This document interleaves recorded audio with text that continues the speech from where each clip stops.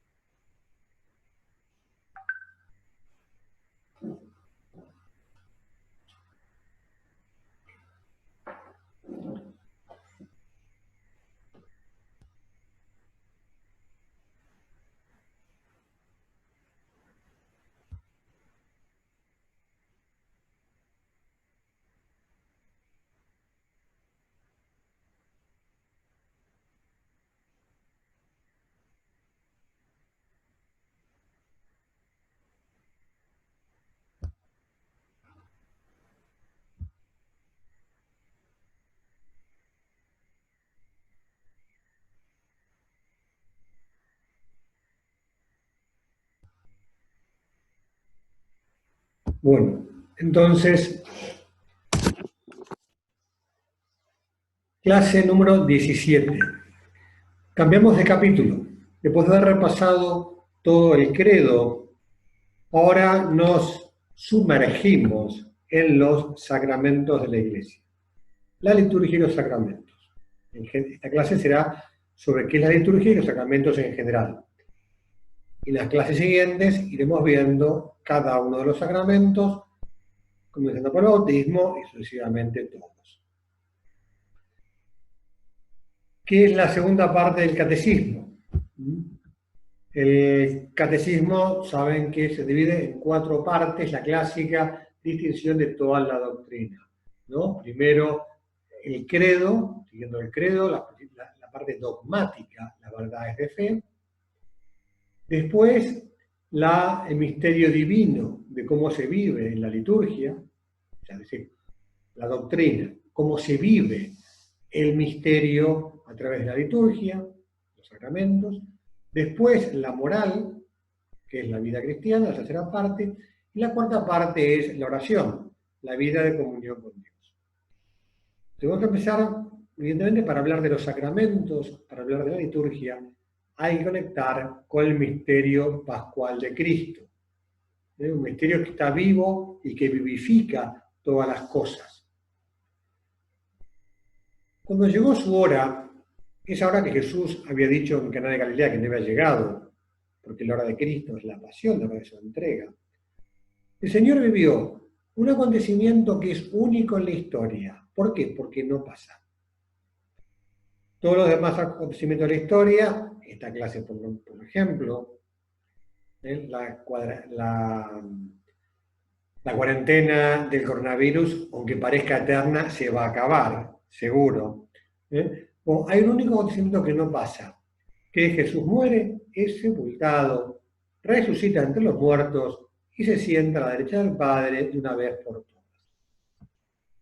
Es un acontecimiento real, sucedido en nuestra historia, sucedido en el tiempo, pero es un hecho que es absolutamente circular, porque todos los demás acontecimientos suceden una vez y pasaron, son absorbidos por el pasado, no vuelven. Mientras que el misterio pascual de Cristo, por el contrario, no pertenece al pasado, sino que todo lo que Cristo vivió, todo lo que padeció, participa de la eternidad de Dios. Y por eso domina todos los tiempos y se mantiene siempre presente. Porque aunque lo viva en el tiempo, el sujeto de esa acción es el Verbo divino, la única persona que hay en Jesús, la persona divina, que en su naturaleza humana vive sucesos en el tiempo, pero al ser Dios quien lo vive, esos sucesos están inmersos de eternidad y por eso están siempre presentes, no pasan. Por eso podemos decir que el acontecimiento de la cruz y la resurrección, que acabamos de vivir hace 3 semanas en la Pascua, permanece y atrae todo hacia la vida, hacia la vida de Cristo. Porque ahí Cristo venció la muerte y el pecado. De hecho, como sabemos, ser cristiano no es adherir a unos contenidos teóricos, sino que es el encuentro con una persona. Un encuentro que no es como San Pablo, que se lo encontró cayéndose del caballo, o como los apóstoles que se lo encontraron físicamente en la vida aquí en la tierra. Un encuentro con Cristo que en primer lugar es sacramental, pero es un encuentro real, que transforma nuestras vidas. Es decir, el conocimiento con Cristo da un nuevo horizonte a la vida y da una orientación decisiva. Bueno, de ahí que la fuente de nuestra fe y la liturgia eucarística sea el mismo acontecimiento, el don que Cristo ha hecho de sí mismo en el misterio pascual. Es el centro de la fe y es el centro de la vida, la fuente de vida. Y por eso toda la gracia, toda la vida divina procede de ese acontecimiento único y eterno. Entonces, ¿cómo el Señor se hace presente en nuestro tiempo y en todos los tiempos? A través de la liturgia. O sea, ¿cómo llega a nosotros? Jesucristo, no podría decirlo en plan sencillo y sintético, que Jesucristo instituyó unos ritos sagrados a través de los cuales nos llega la gracia. No es magia. No es que yo hago algo mágico, entonces Dios me da su favor por una abracadabra, dije una fórmula mágica, hice un rito. No. Sino que el Señor injertó en el misterio divino de unos signos sagrados, injertados en su misterio pascual, a través de los cuales nos santifica. Obviamente gracias a la acción del Espíritu Santo. Por eso fíjense que la Iglesia siempre interpretó, cuando el soldado Longinos clava la espada en el costado abierto en el costado de Cristo, muerto en la cruz, brota sangre y agua. Y en esa sangre y agua, la teología ha visto desde el principio signos de los sacramentos. O sea, del costado abierto de Cristo sale la salvación. Vamos a ver esto.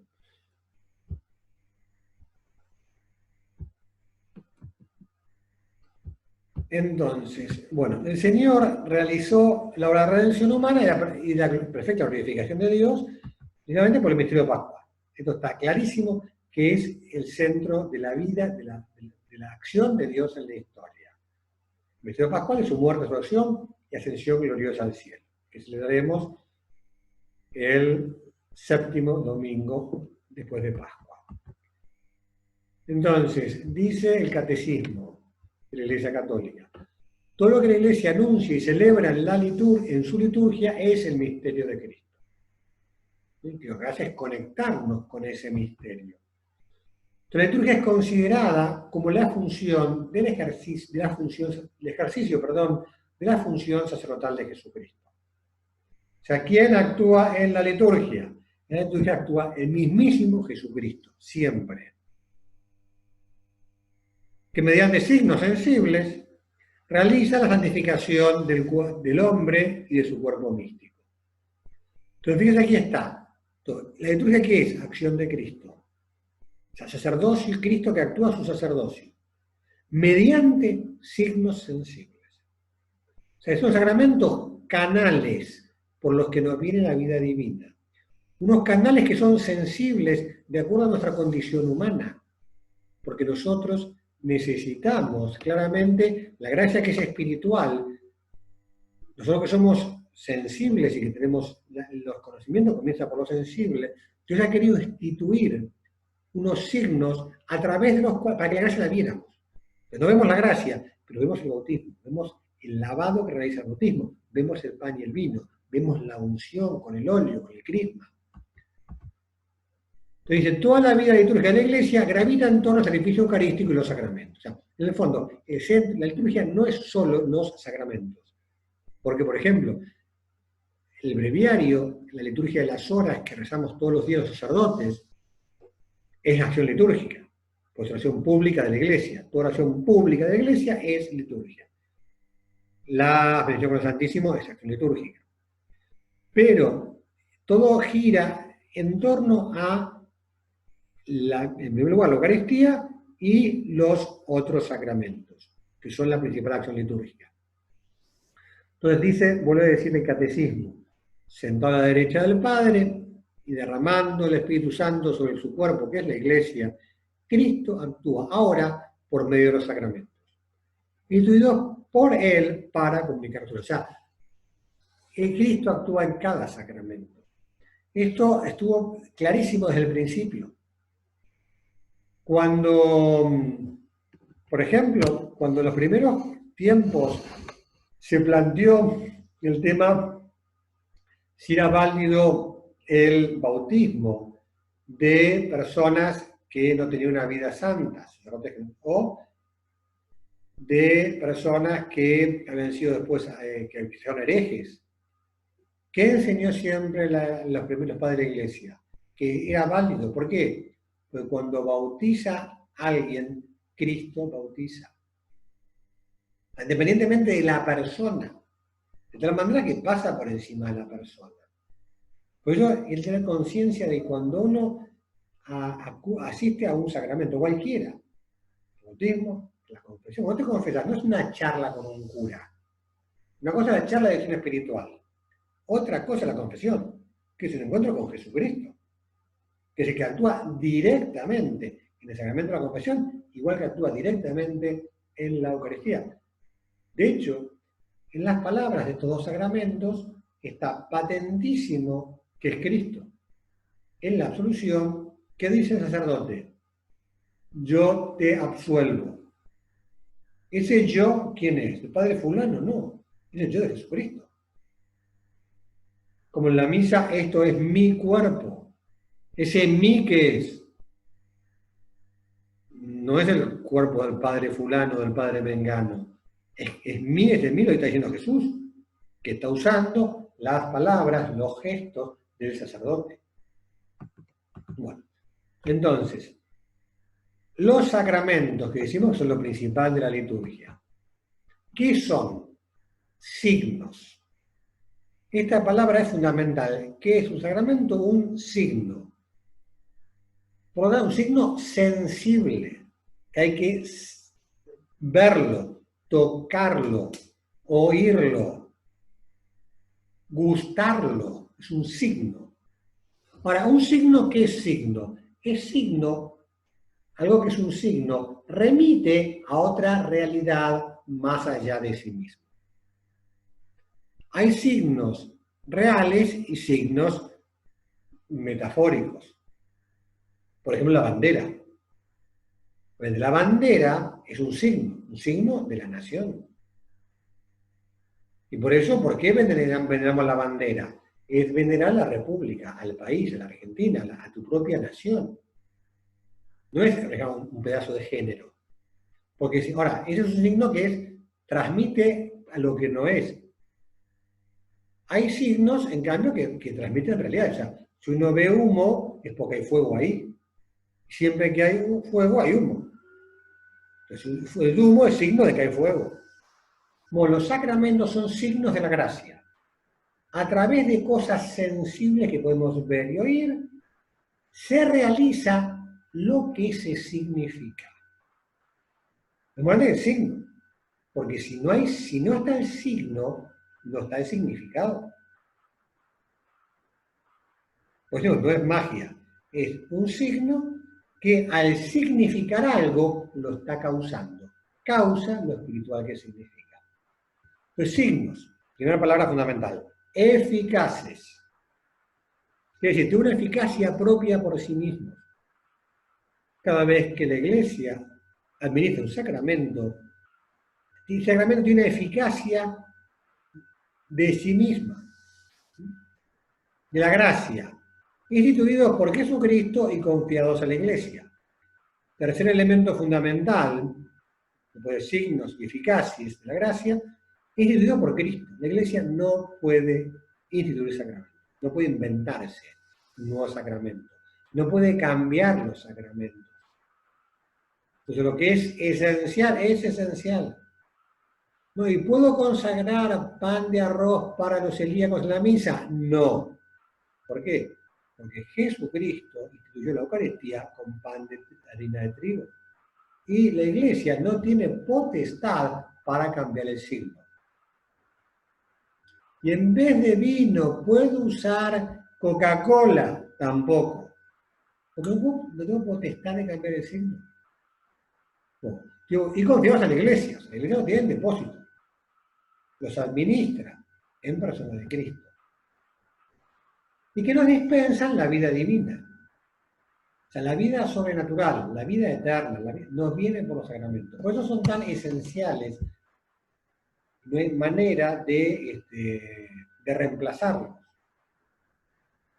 Entonces, otra manera de explicar, los ritos visibles, bajo los cuales los sacramentos son celebrados, significan y realizan las gracias propias del sacramento, lo dice el catecismo. Entonces son ritos visibles. Pero eso el significado es muy potente. A mí me impresiona a nosotros, quizás, los ciudadanos de la ciudad, los signos nos dicen poco porque estamos demasiado acostumbrados a las cosas. A mí siempre me ha impresionado, yendo en Semana Santa, cuando vivía en Tucumán, a la sierra, a los cerros, arriba de Tafí del Valle, la Ciénega, o otra vez a muchos lugares en los cerros medio perdidos, cómo la gente del cerro le emocionan los signos. Evidentemente, la ceremonia del fuego el Viernes Santo, el domingo de la Vigilia Pascual, el cirio, todos esos símbolos de un significado profundísimo. Pues tenemos que descubrir los signos, porque la gracia está escondida en el signo. Bueno, entonces, son, como dijimos, signos sensibles, fundamentalmente palabras y acciones, accesibles a nuestra humanidad. Entonces, todos los concilios, el concilio ya antes de Trento, Florencia, fueron hablando de los sacramentos. Evidentemente el nombre sacramento es un nombre que le da la teología. Como la Trinidad. Santísima Trinidad es un nombre que da la teología para llamar al misterio de Dios uno y trino, Padre, Hijo y Espíritu Santo. Él instituyó la fracción del pan, que la primera comunidad cristiana llamó Eucaristía, acción de gracias. Él instituyó el bautismo, y así sucesivamente. Cuando la Iglesia, la teología, estudia, se dando cuenta que hay detrás de eso, son signos sensibles, y le pone a todos como un nombre, sacramento, en general, para expresar todos esos ritos sensibles, todos esos signos portadores de gracia sobrenatural, que obviamente los que instituyó Jesucristo. Entonces, y los sacramentos son 7. Recordando que 7 en la Biblia es el número de la plenitud. O sea, la plenitud de la vida cristiana, la vida divina, está en estos 6 sacramentos. Bautismo, confirmación o crismación, los orientales lo llaman crismación, Eucaristía, penitencia, unción de los enfermos, orden sacerdotal y matrimonio. Y siempre se ha hecho una comparación entre la vida física y la vida espiritual. Como que estos 7 sacramentos corresponden a los momentos importantes de la vida del hombre. Entonces el paralelo es lo que con la vida natural dice nacimiento. Nacimiento en la vida espiritual, el bautismo. El crecimiento. Evidentemente, el crecimiento se da en la confirmación, que es el sacramento de la madurez cristiana. Tenemos que alimentarnos, ¿eh? Y por tanto, claro, la Eucaristía es el alimento del cristiano. Necesitamos curación. Entonces, ahí aparecen 2 sacramentos, el sacramento de la penitencia, para curarnos, también como vacuna para las enfermedades espirituales, y la unción de los enfermos, sacramento que procede de la que produce la última purificación del alma antes de dar el salto a la vida eterna. Y después, los sacramentos cara a la misión de los cristianos, que son 2. Sacramento del orden sagrado, para el ministerio sagrado en la iglesia, y el ministerio del matrimonio. Después hay una cierta semejanza entre las etapas, como dice el catecismo, de la vida espiritual y de la vida natural. Entonces, todo el conjunto de los sacramentos, el centro lo ocupa la Eucaristía. O sea, contiene, los demás sacramentos dan la gracia. La Eucaristía no solo da la gracia, sino que contiene al mismo autor de la gracia de los sacramentos, a Cristo mismo, que lo hace presente. Los sacramentos significan 3 cosas. Nos habla de signos. Primero, significan la causa de la gracia, es decir, que es la muerte de Cristo. En cada sacramento se hace presente la muerte y resurrección de Cristo. Por eso lo significa. Además, el efecto que producen la gracia santificante. Los sacramentos remiten como signo a la causa, que es la pasión de Cristo, remiten a la gracia santificante y remiten al fin del sacramento. ¿Para qué existe el sacramento? Para santificar a los fieles y conduciéndolos a la gloria eterna. O sea, en cada sacramento se significa la pasión de Cristo como causa de la gracia que se produce y el fin, que es la santidad y la gloria a la que nos llevan los sacramentos. Y esto explica otra, como dice el catecismo, el sacramento es un signo que rememora lo que sucedió, es decir, la pasión de Cristo. Es signo que demuestra el efecto de la pasión de Cristo, es decir, la gracia. Es uno que anticipa, pero anuncia la gloria venidera. Por eso, ¿qué seguridad tiene que darnos recibir sacramentos? Porque, claro, cuando yo rezo, yo ofrezco cosas a Dios. Es algo mío, un esfuerzo mío. Cuando yo recibo un sacramento, es la vida divina que viene a mí directamente. Y eso es asombroso. Porque es Dios mismo actuando en nosotros. Bueno, estamos hablando de signo sacramental. El signo del sacramento en cada uno está constituido por 2 elementos. Un elemento que son cosas o acciones. Elementos materiales, el agua, el aceite, el pan, el vino, o gestos, la evolución, la unción, la posición de las manos. Entonces, cosas que se llaman materia. La materia, no materia porque sean materiales, sino materia puede hacer referencia a la composición filosófica de materia y de forma. Entonces, las cosas, las acciones. Y después las palabras que pronuncia el ministro y que completan el signo. Evidentemente, al bautizar, el agua significa lavado. Y por eso es que, cuando yo para bautizar, si bautizo por infusión, es decir, arrojando agua sobre la cabeza del bautizado, el agua tiene que correr por la cabeza. Un signo, tiene que ser signo de lavado. Ahora, ¿cómo se completa ese signo de lavado? Con las palabras del sacerdote. Que al mismo tiempo que tira el agua y el agua corre por la cabeza del bautizado, dice, yo, fulano, yo te bautizo en el nombre del Padre y del Hijo y del Espíritu Santo. Es decir, el signo completo es acción del agua corriendo por la cabeza, de la ablución con el agua natural, y las palabras del sacerdote que completan y llevan a la plenitud el significado de eso.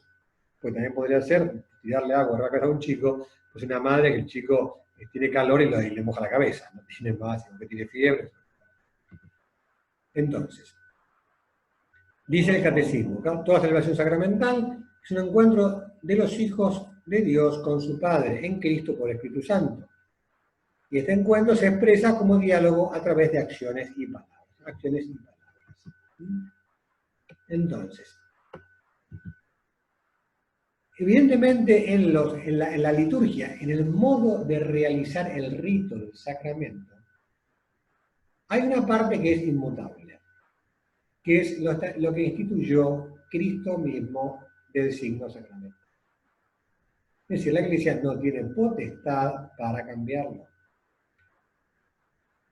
¿Por qué no se pueden ordenar mujeres sacerdotes? Porque Cristo ordenó solo varones. Punto.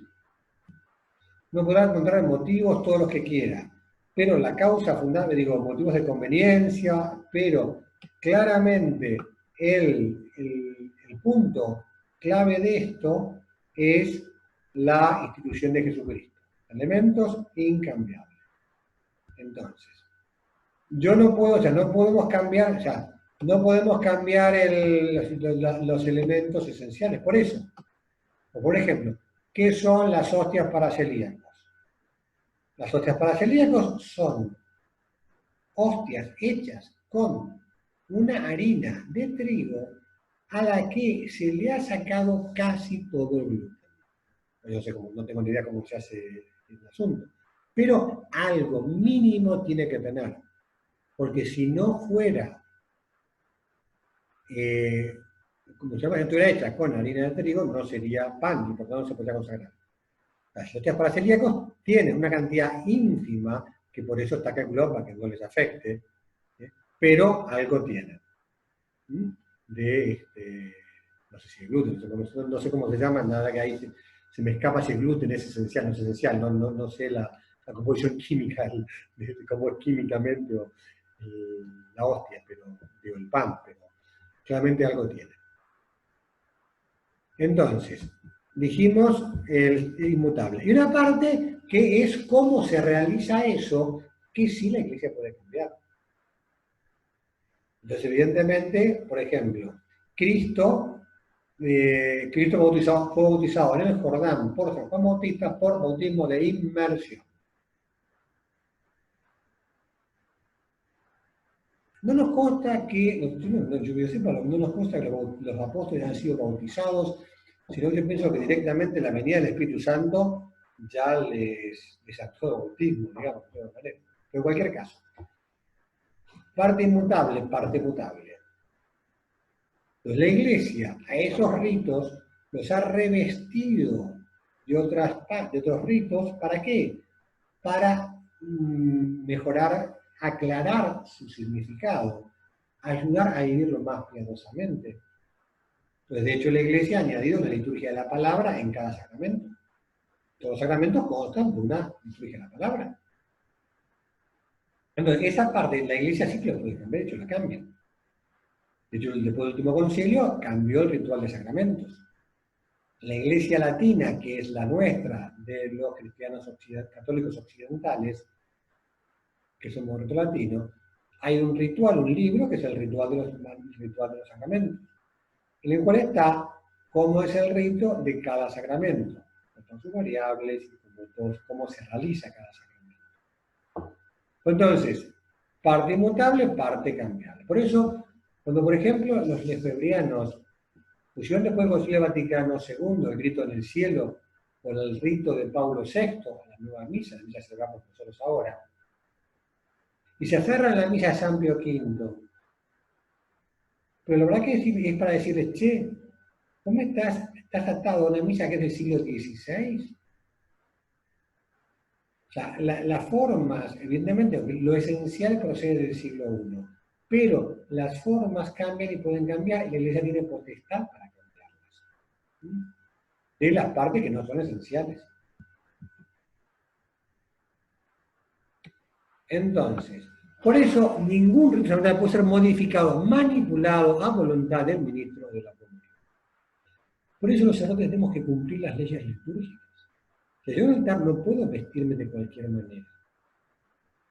Todo está vestido como los ornamentos que la liturgia manda. No puedo decir cualquier cosa. Es cierto que hay unos momentos en la iglesia, en la liturgia, que está previsto que uno pueda improvisar.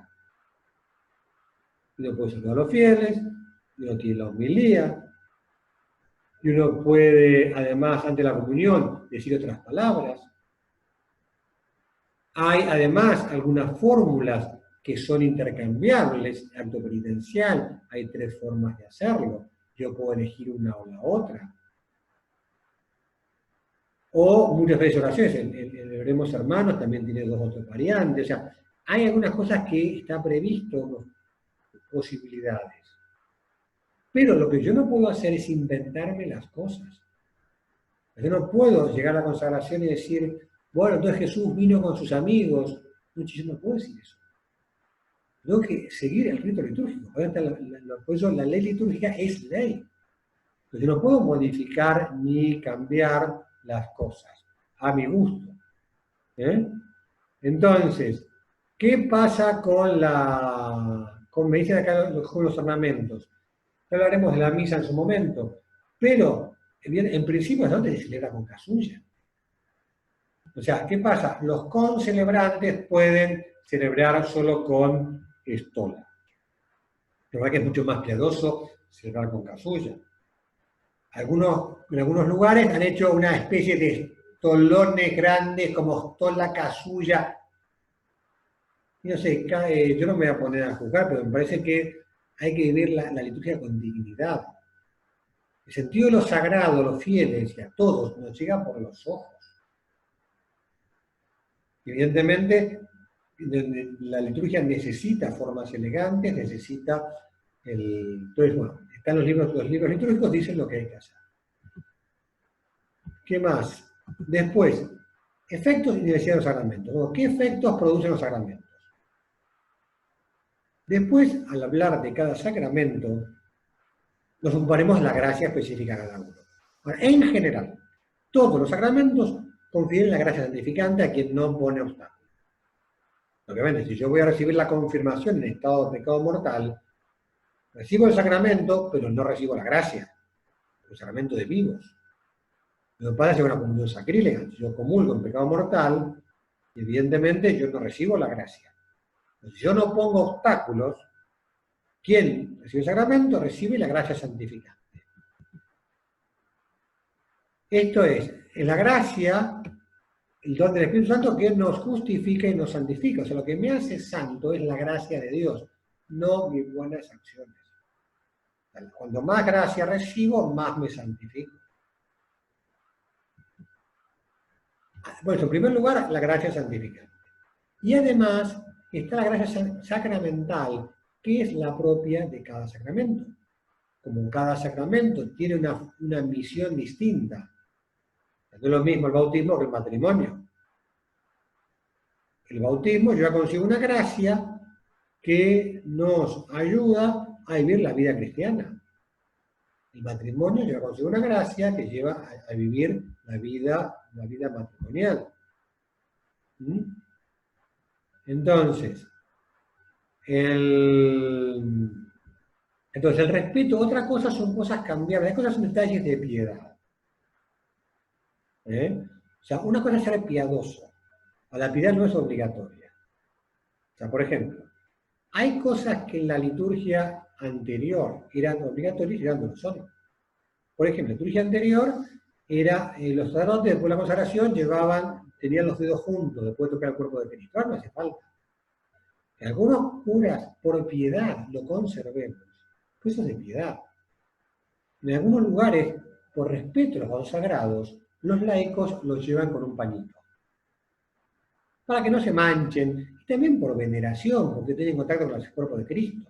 ¿Eso es obligación? No. Es detalle de piedad. Y en los detalles de piedad, viva la libertad. No se puede obligar a todo el mundo a hacer lo que no es obligatorio.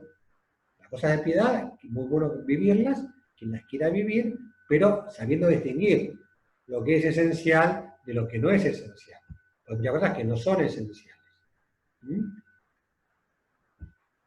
Bueno, entonces, y después, entonces, ¿qué es esta clase de nada? Un auxilio para conseguir el fin de sacramento. O sea, si el sacramento de la confirmación me hace ser soldado de Cristo, obviamente me dará una gracia para defender con valentía el nombre de Cristo, por ejemplo. Y evidentemente en los sacramentos no solo recibimos la gracia santificada, sino también el Espíritu Santo, que viene en plenitud en la confirmación, pero ya en el bautismo, aquel que recibe el bautismo recibe el Espíritu Santo.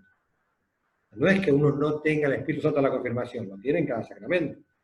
Cada vez que te confesas, recibes el Espíritu Santo, a lo mejor te casaste, lo mismo en todos los sacramentos. Bueno, por medio del sacramento la Iglesia comunica el Espíritu Santo, bueno, listo, todo lo que es el catecismo. El fruto de la vida sacramental consiste en que el Espíritu Santo deifica a los fieles uniéndolos vitalmente a Cristo. Entonces, entre los sacramentos hay 3 sacramentos particulares, que son el bautismo, la confirmación y el orden sacerdotal. Estos 3 sacramentos no se repiten, se puede decir solo una vez, y confieren lo que se llama el carácter sacramental, que no quiere decir tener buen o mal carácter, sino lo que quiere decir es como carácter en cuanto que marca al alma que lo recibe por toda la eternidad. De tal manera que quien lo ha recibido queda marcado para siempre. Entonces se enseña que el carácter es un sello espiritual indeleble, impreso en el alma. Es un valor metafórico, porque el alma no es corporal, o sea que el sello como se imprime, para hacer una identificación con Cristo, igual se participa del socio de Cristo y se forma parte de la Iglesia, según estados y funciones diversas. O sea, posiciona en la Iglesia. El sacramento del bautismo nos convierte a todos en fieles y nos da el sacerdocio común de los fieles.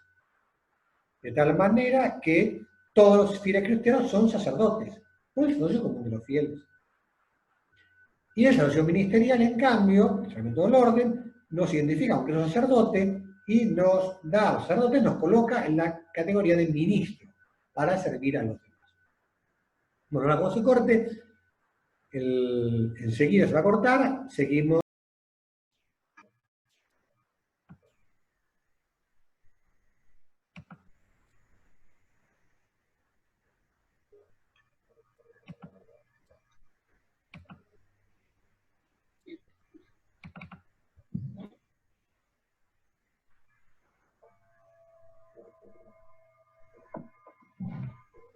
Seguimos donde nos quedamos, tratando del carácter que imprime en los sacramentos del bautismo, de la confirmación y del orden sagrado. Es decir, este sello espiritual no es como un tatuaje externo, sino que supone una configuración con Cristo sacerdote. Entonces, dice que el sacramental permanece para siempre en el cristiano como disposición positiva a la gracia, como promesa y garantía de la protección divina y como vocación al culto divino y al servicio de la Iglesia. De tal manera que es una configuración con Cristo sacerdote y no es el sacerdocio común de los fieles. Por eso vos, que sos laico, estás bautizado, y yo que estoy bautizado, tenemos un sacerdocio que nos permite ofrendar como sacerdotalmente nuestra vida, tu vida de trabajo, tu vida de familia, tu vida de oración, tu apostolado, todo es una ofrenda a Dios que vos ofreces de tu propia vida. San José María lo decía de un modo muy sintético y con una claridad asombrosa. decía, hemos sido constituidos sacerdotes de nuestra propia existencia. Eso no es el común de los fieles. Mientras que el ministerial, en cambio, es para los demás. Es para, Por eso estos sacramentos no pueden ser repetidos. Bueno, entonces, por eso todos se pueden repetir, menos estos 3 sacramentos. Obviamente, el sacramento de la comunión y la penitencia son los 2 que se pueden recibir con frecuencia, mientras que los otros, los enfermos, dependen de los estados de necesidad, y el matrimonio, obviamente, supondrá viudez o supondrá nulidad matrimonial, pero no para poder ser repetido. Los sacramentos son necesarios para la salvación, al menos en el deseo. ¿Qué quiere decir esto? Que uno se puede salvar rechazando los sacramentos. Obviamente Dios sabe lo que hay en el corazón de un hombre. A mí me ha dado mucha pena alguna vez, me ha pasado una vez, por ejemplo, que fui a dar una acción a los enfermos a un sanatorio, y en el pasillo me encuentro una persona conocida que me dice, che, mi papá, padre, mi papá está internado, ¿puedo ir a verlo? A dar la unción. Entonces yo pasé a saludarlo, a hablar con aquel hombre, y le ofrecí, che, ¿querés que te dé la unción de los enfermos? Dijo, no, padre, yo no me voy a morir. O sea, con qué tristeza me enteré a los 3 o 4 días que se había muerto el hombre. Aunque duro es que hacer un sacramento. Y qué loco. Pero bueno, en cualquier caso, son necesarios para la salvación, al menos en deseo. Y todos son necesarios. No es que evidentemente el bautismo es más fundamental e importante, pero todos son importantes. Y no hay sacramentos poco importantes. Para que hasta la salvación, por el aumento del grado santificante, ninguno es superfluo. Aunque no todos sean necesarios para cada persona. O sea, obviamente, un chiquito que se muere a los 2 años, ese chico solo recibe el bautismo. Si estuvo en peligro de muerte, quizás sería bueno haberlo confirmado, que se puede confirmar. De hecho, yo un chiquito que murió este año, lo había bautizado la enfermera, yo como médico, no sé, yo concluí el rito, pero después el obispo en Villa María lo confirmó. O sea que todos son necesarios. Aunque no para cada persona, obviamente un chiquito que se muere en una ciudad de enfermos, una persona que se muere atropellada por un auto, obviamente no la recibe, porque si se murió antes, no le hace cuenta.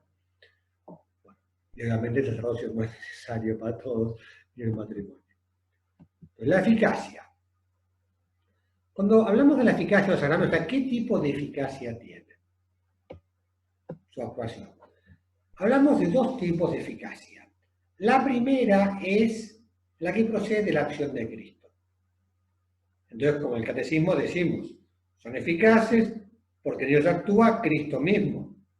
Es Él quien bautiza, es Él quien actúa en los sacramentos, con el fin de comunicar la gracia que el sacramento significa. Evidentemente, la acción de Cristo no falla. No es mi virtud cuando digo sacramento. Por eso cuando la gente dice, Padre, linda su misa. Che, si fuera mi misa estás perdido. Es la misa de Jesucristo, todas son iguales. En el sentido de eficacia sobrenatural, que procede de la acción de Cristo. Este efecto en latín se llama ex opere operato.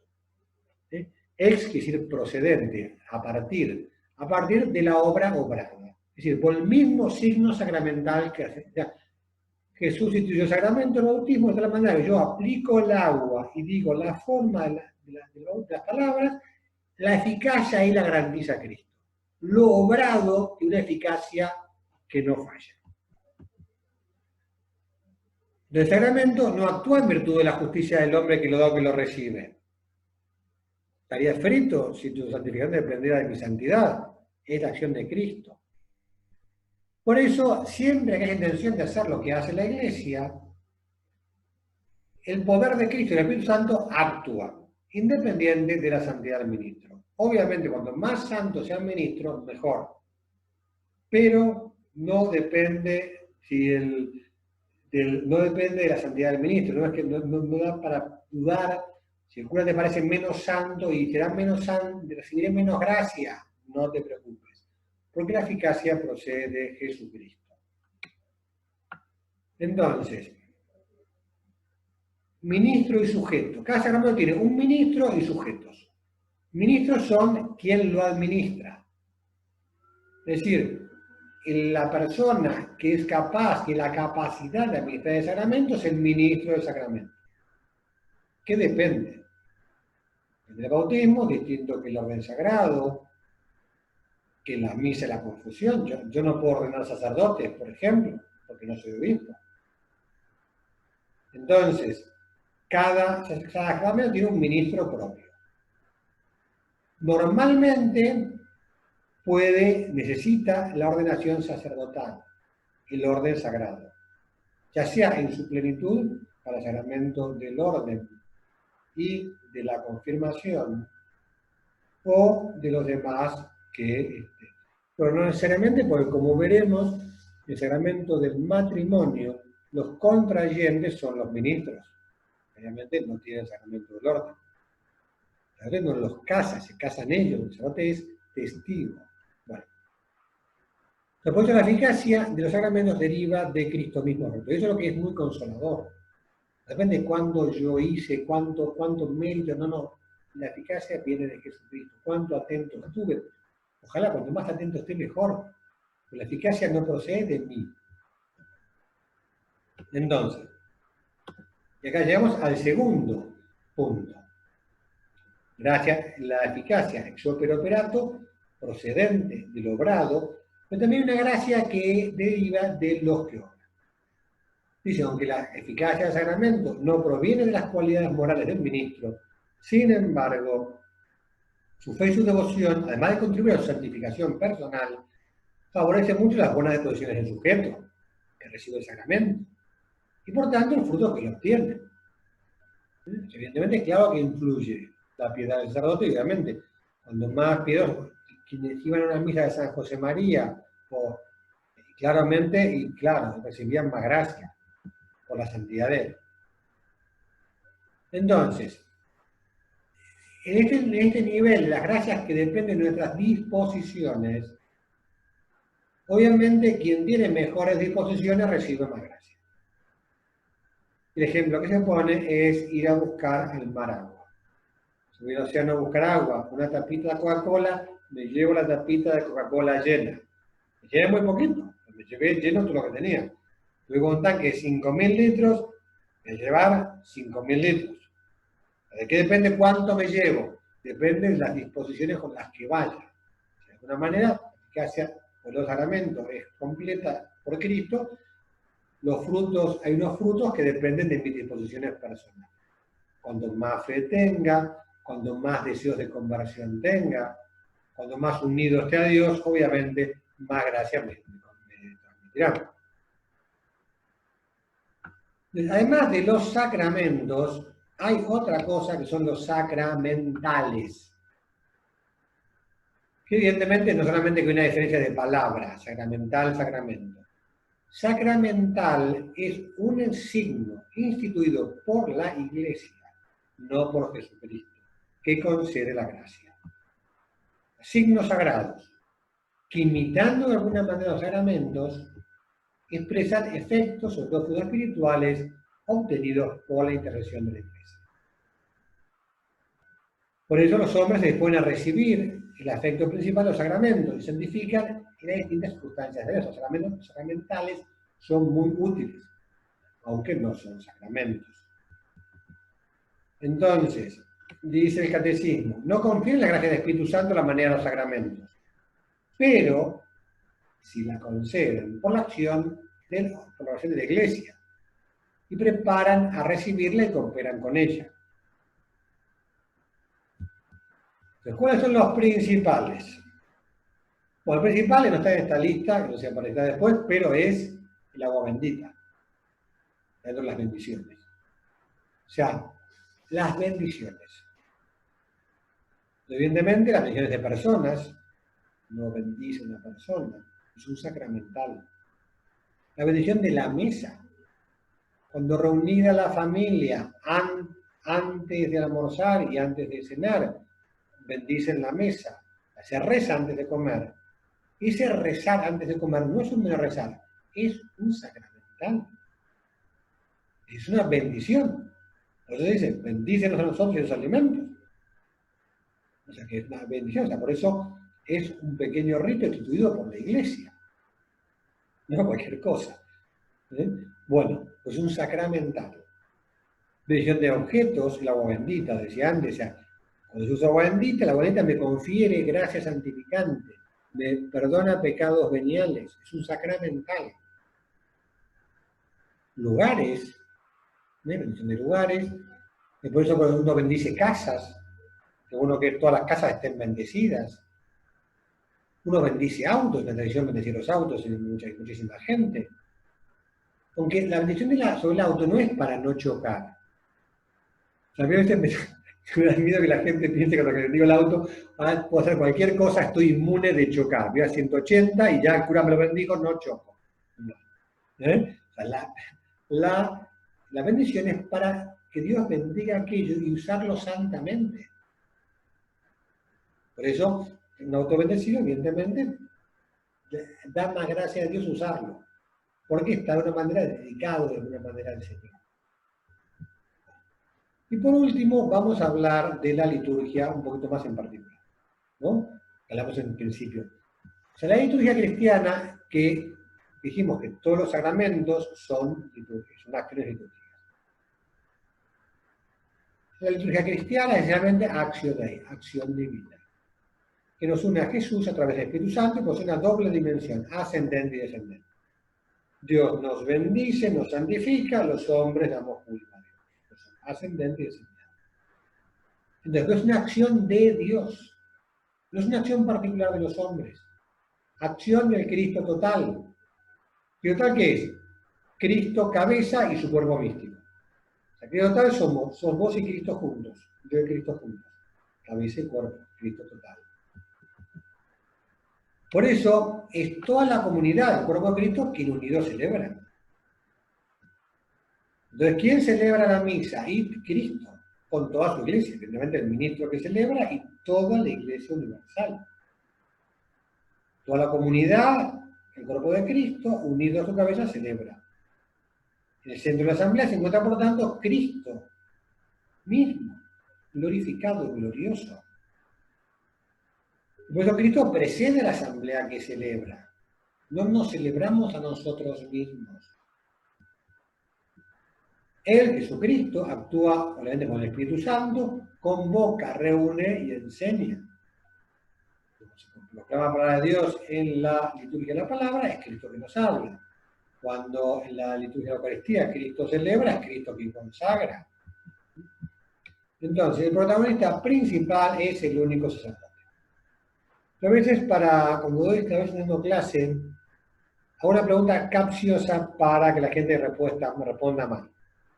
Yo digo, en el Antiguo Testamento, ¿cuántos sacerdotes había?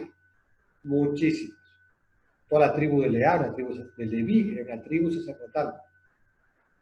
En el Nuevo Testamento, ¿cuántos sacerdotes hay? No respondas mucho, porque hay uno solo, Jesucristo, el único mediador de la nueva alianza. O sea, todos los demás, lo que hacemos es hacerlo presente a Él. El sacerdote, el único Jesucristo. Entonces, ¿qué se sirve? Evidentemente, de los suministros para representarlo, para hacerlo presente. Representar no en sentido de una obra teatral, sino en sentido de hacer presente. Para que aquí y ahora Cristo esté presente en la persona del sacerdote. Me impresionó la anécdota que contaba un cura español que iba por la cuarentena, iba a celebrar misa, lo para la policía y le pregunta, una pareja de policías, hombre y mujer, el hombre le pregunta, ¿dónde vas? ¿Celebrar misa? Bueno, siga. Y la mujer lo frena y dice, hey, ¿cómo siga? Un momento, ¿cómo celebrar misa? ¿No hay misa? Yo te digo, sí, voy a celebrar misa. ¿Cómo que no hay misa?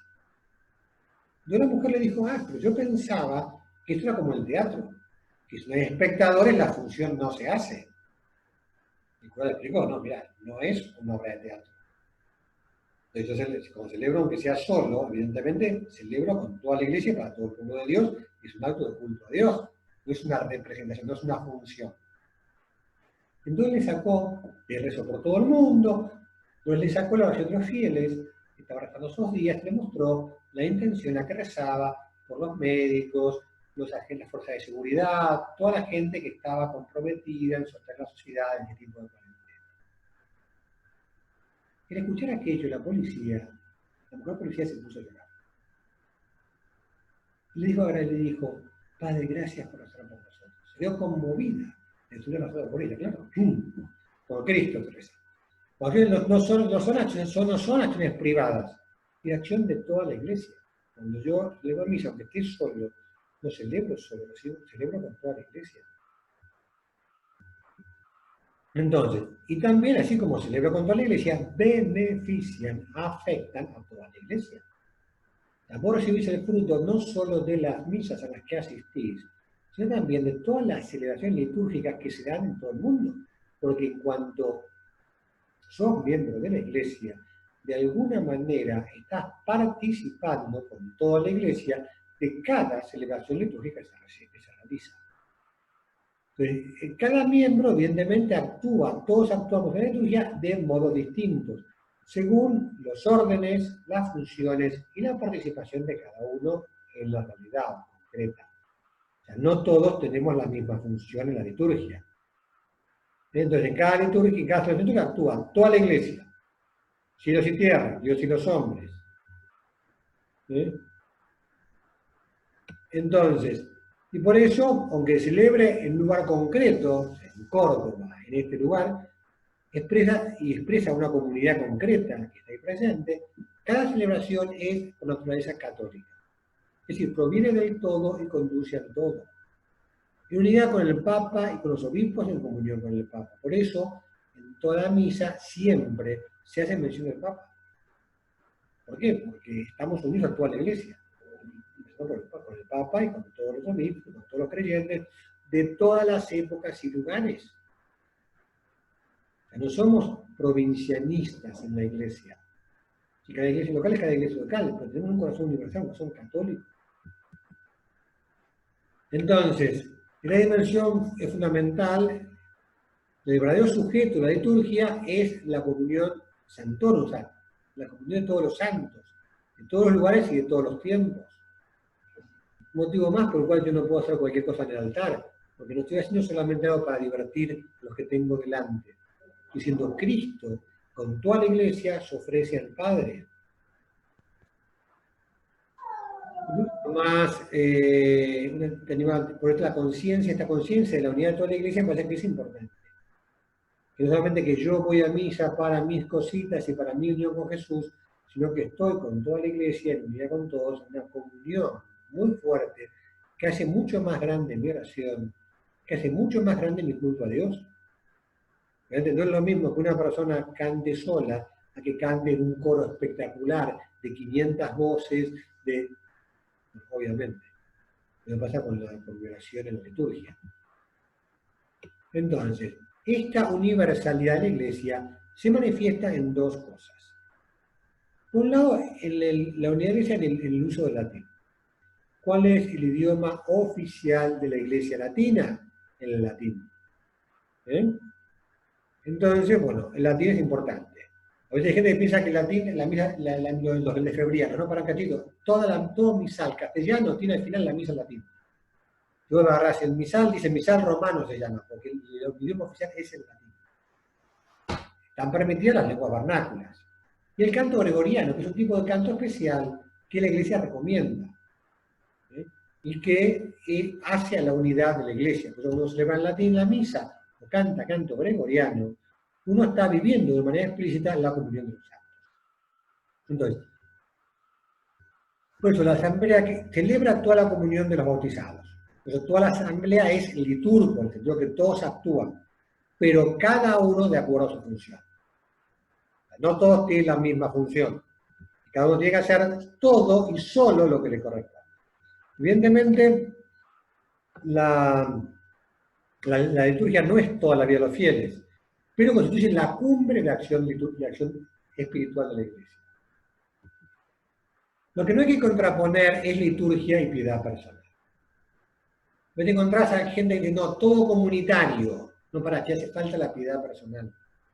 Sin piedad personal se vacía, se queda sin vida la liturgia. Porque entonces no tendré una vitalidad interior para vivirla. Y sin vida litúrgica, la vida personal está vacía. Las dos se complementan y se balancean. No hace falta piedad personal, hace falta vida litúrgica. Las dos. Y una no reemplaza a la otra. Entonces, la iglesia se recibe al mismo tiempo, se expresa el sacramento, entonces, la asamblea, cada uno obra según su lugar que ocupa en la iglesia. Entonces, no todos tienen la misma función. Evidentemente, ahí aparecemos el sacramento del orden. El sacramento del orden que hace que quienes lo reciben actúan en persona de Cristo. ¿Qué quiere decir que actúa in persona Christi en latín o en la persona de Cristo? Quiere decir que in persona no que hace presente solamente, sino que hay una identificación específica con Jesucristo, que es el autor y principal sujeto de la liturgia, y es quien se ofrece. Por eso, claro, esa conciencia que quien celebra es Cristo, sea quien sea sacerdote. El ministro ordenado es como un ícono de Cristo. El ícono para los orientales es mucho más que un cuadro. No es un cuadro, representa a Cristo, hace presente a Cristo. Bueno, entonces, el misterio de Cristo es inagotable. Y Cristo no está unido a una cultura. De tal manera que en la iglesia hay distintos ritos, de acuerdo a las culturas, a tradiciones litúrgicas, que proceden de los primeros siglos. Está el rito latino. Todos nosotros, salvo algún sirio que haya por ahí, o libanés, o que puede ser el rito maronita, somos el rito latino, que es el rito en general de Occidente. Aunque hay algunas particularidades como el rito ambrosiano, el hispánico visigótico, o de algunas órdenes religiosas que tengan su propio rito, pero latino en la iglesia latina. Después hay otros ritos orientales, está el bizantino, el alejandrino copto, el siríaco, el armenio, el maronita, el caldeo. De hecho, aquí en Córdoba, en muchas ciudades de Argentina, hay una iglesia maronita. Son católicos, pero son maronitas. En la misa se celebra en árabe, por ejemplo. ¿Qué más? Porque acá se nos acabó el tiempo. Se nos acaba el tiempo y se nos acabó además la clase. Entonces, todos deben cumplir el derecho a vivir su rito, y uno es el rito en el que ha nacido. Y después es difícil cambiarse de rito, porque se respeta mucho las tradiciones. O sea, uno está pasando de un rito a otro.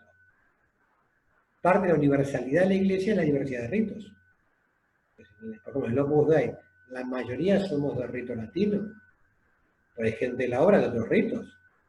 Hay gente de la obra de rito malabar, hay gente de la obra de rito maronita, hay gente que habla del rito que sea, porque la obra es universal. Entonces, bueno, aquí nos quedamos con esta primera clase de los sacramentos en general, y ya mañana, perdón, mañana el miércoles, yo sé que digo mañana es la próxima clase, quiero decir, nos ocuparemos del bautismo y de la confirmación. Así que ya nos veremos el miércoles. Entonces les mando un gran abrazo a todos y nos vemos el miércoles. Hasta luego.